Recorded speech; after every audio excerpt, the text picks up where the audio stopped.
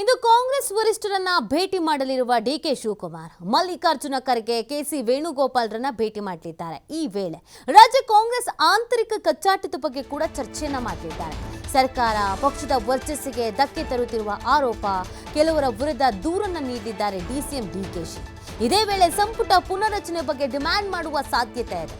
ತಮ್ಮ ವಿರುದ್ಧ ಕತ್ತಿ ಮಸಿತಿರುವವರನ್ನ ಕೈ ಬಿಡುವುದಕ್ಕೆ ಡಿಕೆಶಿ ಪ್ಲಾನ್ ಮಾಡ್ಕೊಳ್ತಾ ಇದ್ದಾರೆ. ಹಾಗಾಗಿ ಸಂಪುಟ ಪುನರಚನೆಗೆ ಡಿಕೆಶಿ ಒತ್ತಾಯ ಮಾಡುವಂತ ಸಾಧ್ಯತೆ ಇದೆ. ಇವತ್ತು ಹೈಕಮಾಂಡ್ ನಾಯಕರನ್ನ ಭೇಟಿ ಮಾಡ್ತಾ ಇದ್ದಾರೆ ಡಿಸಿಎಂ ಡಿಕೆ ಶಿವಕುಮಾರ್ ಅವರು. ಸಾಕಷ್ಟು ವಿಚಾರಗಳನ್ನ ಹೈಕಮಾಂಡ್ ನಾಯಕರ ಜೊತೆಗೆ ಮುಕ್ತವಾಗಿ ಚರ್ಚಿಸಿ ಒಂದು ನಿರ್ಧಾರವನ್ನ ಹೈಕಮಾಂಡ್ ನಾಯಕರ ಪ್ರಕಟಿಸುವ ರೀತಿ ಮಾಡಬೇಕು ಅನ್ನೋದು ಡಿಕೆ ಶಿವಕುಮಾರ್ ಅವರ ಪ್ಲಾನ್. ಕೆಲವು ದಿನಗಳಿಂದ ಹೈಕಮಾಂಡ್ ನಾಯಕರನ್ನು ಭೇಟಿ ಆಗಿಲ್ಲ. ಆದರೆ ಒಂದನ್ನ ನಾವು ರೀಕಾಲ್ ಮಾಡ್ಕೊಳ್ಳೋದಾದ್ರೆ, ಡಿಕೆ ಶಿವಕುಮಾರ್ ಅವರು ಯಾವಾಗ ಹೈಕಮಾಂಡ್ ನಾಯಕರನ್ನ ಭೇಟಿಯಾಗಿ ಮಾತಾಡ್ಕೊಂಡು ಬಂದಿದ್ದಾರೋ ಅದಾದ ನಂತರ ಒಂದು ಸ್ಟ್ರಾಂಗ್ ಮೆಸೇಜ್ ಕಾಂಗ್ರೆಸ್ ಪಕ್ಷದಲ್ಲಿರುವಂಥ ನಾಯಕರುಗಳಿಗೆ ಹೈಕಮಾಂಡ್ ನಾಯಕರಿಂದ ಬಂದೇ ಬರುತ್ತೆ. ಡಿಕೆ ಶಿವಕುಮಾರ್ ಅವರು ಆ ರೀತಿಯಾಗಿ ಮನವರಿಕೆ ಮಾಡ್ತಾರೆ.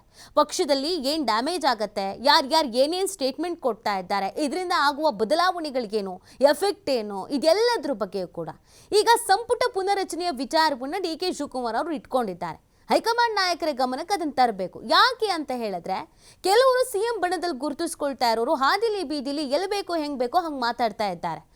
ಹಾಗಂತ ಅವ್ರನ್ನ ಡಿಕೆ ಶಿವಕುಮಾರ್ ಅವ್ರು ಹೇಳ್ಬಿಟ್ರು ಅಂತ ಸಂಪುಟದಿಂದ ಕೈ ಬಿಡೋದಕ್ಕೂ ಆಗಲ್ಲ. ಯಾಕಂದರೆ ಅವರೆಲ್ಲ ಪ್ರಬಲ ಸಮುದಾಯ, ಹಾಗೆಯೇ ಒಂದೊಳ್ಳೆ ಬ್ಯಾಕ್ಗ್ರೌಂಡ್ ಇರುವಂಥವ್ರು, ಜೊತೆಗೆ ಹಿರಿಯರು, ಅನುಭವಿಗಳು. ಆದರೆ ಅವರ ಪ್ರೋಗ್ರೆಸ್ ಕಾರ್ಡ್ ಇದೆಯಲ್ಲ, ಏನು ಕೆಲಸ ಮಾಡಿದ್ದಾರೆ, ಇಲ್ಲಿವರೆಗೂ ಯಾವೆಲ್ಲ ಅಭಿವೃದ್ಧಿ ಕೆಲಸವನ್ನು ಕ್ಷೇತ್ರಕ್ಕಾಗಿ ಪಕ್ಷದ ವತಿಯಿಂದ ಸರ್ಕಾರದ ವತಿಯಿಂದ ಮಾಡಿದ್ದಾರೆ, ಆ ರಿಪೋರ್ಟ್ ಕಾರ್ಡನ್ನು ಇಟ್ಟು ಇವ್ರ ಕೆಲಸ ಏನೂ ಇಲ್ಲ, ಇವ್ರ ಅವಶ್ಯಕತೆ ಸಂಪುಟದಲ್ಲಿ ಇಲ್ಲ. ಸೊ ಈ ಒಂದು ಮೆಸೇಜನ್ನು ಹೈಕಮಾಂಡ್ ನಾಯಕರಿಗೆ ನೀಡಬೇಕು. ಬಟ್ ಅದು ಡಿ ಕೆ ಶಿವಕುಮಾರ್ ಅವರು ಹೇಳ್ತಿದ್ದಂಗೆ ಅದನ್ನು ಕೇಳಿಬಿಡ್ತಾರೆ ಅಂತಲೂ ಅಲ್ಲ.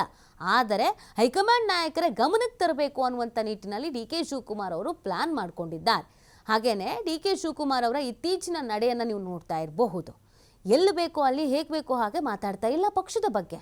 ಯಾರಿಗೇನೇ ಕೇಳಿದ್ರು ನೋಡೋಣ, ಆಮೇಲೆ ಹೇಳ್ತೀನಿ, ಹೈಕಮಾಂಡ್ ನಾಯಕರನ್ನು ಭೇಟಿ ಮಾಡಿ ಹೇಳ್ತೀನಿ, ನಂಗೆ ಗೊತ್ತಿಲ್ಲ, ಅವ್ರ ನಿಲುವಿರ್ಬೋದು, ಈ ಥರ ಜಾಣ್ಮೆಯ ಉತ್ತರಗಳನ್ನು ಕೊಡ್ತಾ ಇದ್ದಾರೆ. ಪಕ್ಷಕ್ಕೆ ಡ್ಯಾಮೇಜ್ ಆಗುವಂಥ ಉತ್ತರಗಳನ್ನು ಕೊಡ್ತಾ ಇಲ್ಲ.